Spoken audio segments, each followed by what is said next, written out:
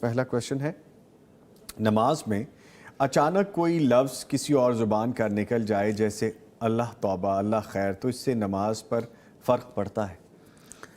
ہاں جی، اگر نماز کے اندر بلا اختیار زبان سے نکل جائے، نماز بندہ پڑھ رہا ہے اپنے دھیان سے، توجہ سے، جی تو ایک دم زبان سے نکل یا اللہ خیر، جی یا اللہ میری توبہ، جی بعض دفعہ ہو جاتا ہے، بلا اختیار اگر زبان سے نکلا تو نماز پر کوئی اثر نہیں پڑے گا۔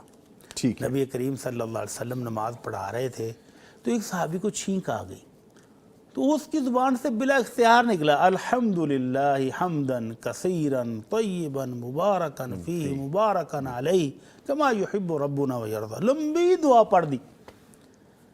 تو صحابہ نے اس کو گورنا شروع کیا کہ یار تو نماز کے دوران کیا کر رہا ہے؟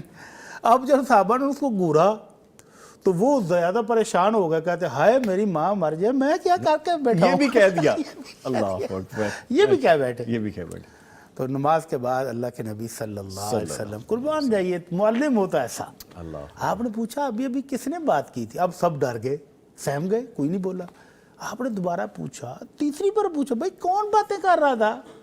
چوتھی بار پوچھا تو اس نے کہا اللہ کے نبی میرے سے غلطی ہو گئی ہے۔ تو آپ نے فرمایا کوئی ایسی بات نہیں، اچھی بات کی ہے، لیکن آئندہ سے نماز کے دوران قرآن کی تلاوت اور دعاؤں کے علاوہ کچھ نہیں کہنا۔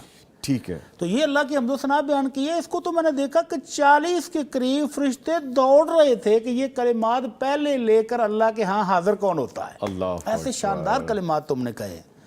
تو اگر اس طرح بے اختیار کوئی زبان سے کلمہ نکل جائے تو کوئی حرج نہیں ہے، لیکن عمدن نماز سمجھ کر پڑھنا چاہیے، اور عمدن کوئی ایسی بات نہیں کرنی چاہیے جو نماز کے منافی ہو۔ ٹھیک ہے۔